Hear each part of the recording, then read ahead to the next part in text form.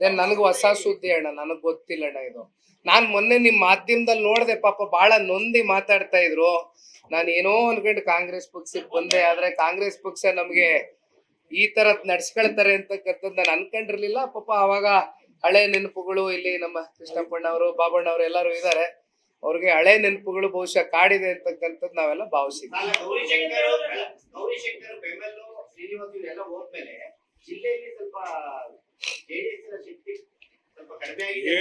JDS ನ ಶಕ್ತಿ ಕೇಳಿಲಿ. ಈಗ ಆಯ್ತು, ಒಂದ್ ಸೆಕೆಂಡ್ ಇಲ್ಲಿ ಕೇಳಿ. ನಮ್ ಬಾಬಣ್ಣ ಹೇಳ್ತಾರೆ, ಕೃಷ್ಣಪ್ಪಣ್ಣ ಹೇಳ್ತಾರೆ, ಯಾರು ಬೇಡ. ಇವತ್ತು ತುಮಕೂರ್ನ ಸಂಸದರು ಹಿರೀಕರಾಗಿರ್ತಕ್ಕಂಥ ವಿ ಸೋಮಣ್ಣ ಅವ್ರ ಬಾಯಲ್ಲೇ ನೀವು ಕೇಳಿದಿರಿ. ಆಮೇಲೆ ಒಂದ್ ಹೇಳ್ತೀನಣ್ಣ, ಇವತ್ತು ಎರಡೂ ರಾಷ್ಟ್ರೀಯ ಪಕ್ಷಗಳಿಗೆ ಮೀರಿದಂತ ಪ್ರಾಮಾಣಿಕವಾದಂತ ಕಾರ್ಯಕರ್ತರು ಯಾವ್ದಾದ್ರು ಪಕ್ಷದಲ್ಲಿದ್ರೆ ಅದು JDS ಪಕ್ಷದಲ್ಲಿ. ಹಾಗಾಗಿ ಒಂದಷ್ಟು ಜನ ನಾಯಕರುಗಳು ಅವರವರ ರಾಜಕಾರಣದ ಬೆಳವಣಿಗೆಗೋಸ್ಕರ ಅವ್ರು ತೀರ್ಮಾನ ತಗೊಂಡು ಹೋಗ್ಬೋದು. ಕೆಲವೊಂದು ಸಂದರ್ಭದಲ್ಲಿ ನಾವು ಹಿಡಿದಿಟ್ಕೊಳ್ಳಿಕ್ ಆಗೋದಿಲ್ಲ. ಆದ್ರೆ ಕಾರ್ಯಕರ್ತರು ಸದೃಢವಾಗಿ ಪಕ್ಷ ಕಟ್ಟಿದ್ದಾರೆ, ಮುಂದೆನು ಕಟ್ಟಿ ಬೆಳೆಸ್ತಾರೆ. ನಾಯಕರನ್ನ ಬೆಳೆಸೋರು ಕಾರ್ಯಕರ್ತರಲ್ವೇ? ಚೂಸ್ ಕಾರ್ಯಕರ್ತರು ಮಾಡ್ತಾರೆ ಸೂಕ್ತವಾದ ಸಂದರ್ಭದಲ್ಲಿ. ಚುನಾವಣೆ ಆದ್ಮೇಲೆ ಎಲ್ಲಾ ಬದಲಾವಣೆ ಆಗಿತ್ತು ಬಿಡಪ್ಪ.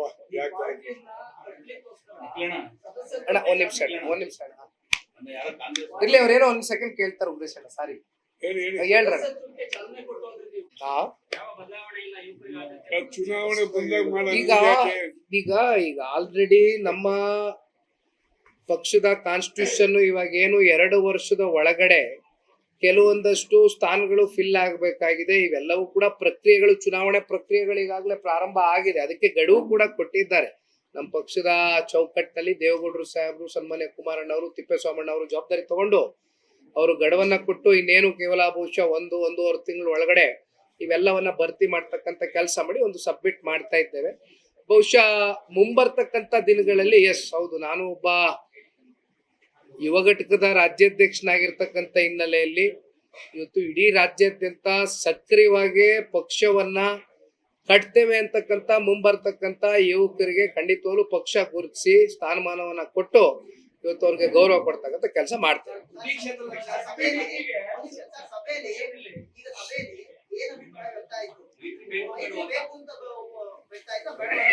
ಇದನ್ನ ನಾವ್ ಯಾರು ಕೂಡ ಮಾಧ್ಯಮದ ಮುಂದೆ ಕೂತು ಮಾತನಾಡ್ತಕ್ಕಂಥದಕ್ಕೆ ನಮ್ಗೆ ಅಧಿಕಾರ ಇಲ್ಲ.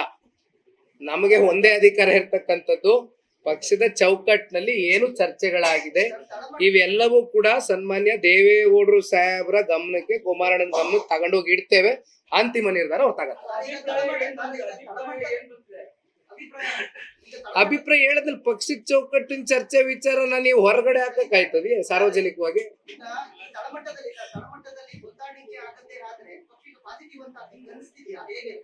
ಇವ್ ಯಾವ್ದಕ್ಕೂ ಕೂಡ ನಾನು ಇವತ್ತು ಉತ್ತರ ಕೊಡೋದಿಲ್ಲ. ಪಾಸಿಟಿವಿಟಿ ನೀವು ನೋಡಿದಿರಿ, ರಾಜ್ಯದ ಜನತೆ ಕಳೆದ ಸಂಸತ್ ಚುನಾವಣೆಯಲ್ಲಿ ಆಶೀರ್ವಾದ ಮಾಡಿದ್ದಾರೆ.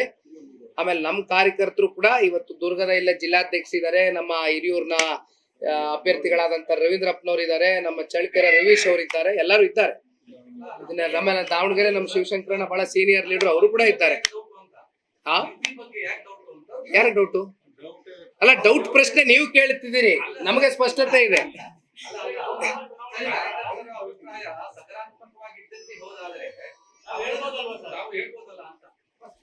ನೋಡಿ, ಕೆಲವೊಂದಷ್ಟು ವಿಚಾರಗಳು ಒಂದ್ ನಿಮಿಷ. ಈಗ ರಾಜ್ಯಾಧ್ಯಕ್ಷರು ಅಂತ ಸ್ಥಾನ ಇರ್ತಕ್ಕಂಥದ್ದು ಯಾಕೆ?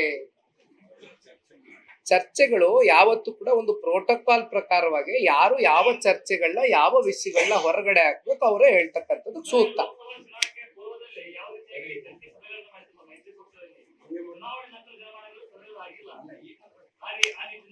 ಈಗ ಯಾವಾಗ್ಲೂ ಕೂಡ ಚುನಾವಣೆಗಳು ಹತ್ರ ಬಂದಾಗ ಒಂದು ಕೋಆರ್ಡಿನೇಷನ್ ಆಗ್ಬೇಕು ಅಂತಕ್ಕಂಥ ಹಿನ್ನೆಲೆಯಲ್ಲಿ ಕೋಆರ್ಡಿನೇಷನ್ ಕಮಿಟಿಗಳನ್ನ ರಚನೆ ಮಾಡಿ ಸಭೆಗಳು ಮಾಡ್ತಾರೆ. ಈಗ ಮತ್ತೆ ನೀವ್ ಹೇಳದಂಗೆ ಈಗ ಸ್ಥಳೀಯ ಚುನಾವಣೆಗಳು ಎದುರು ನೋಡ್ತಾ ಇರೋದ್ರಿಂದ ಕೋಆರ್ಡಿನೇಷನ್ ಕಮಿಟಿ ರಚನೆ ಆಗುತ್ತೆ. ರಾಜ್ಯ ಮಟ್ಟದಲ್ಲಿ, ಜಿಲ್ಲಾ ಮಟ್ಟದಲ್ಲಿ, ತಾಲೂಕು ಮಟ್ಟದಲ್ಲಿ ಕೂತ್ಕೊಂಡು ಒಂದು ಒಳ್ಳೆ ಡಿಸಿಷನ್ ತಗುತ್ತೆ.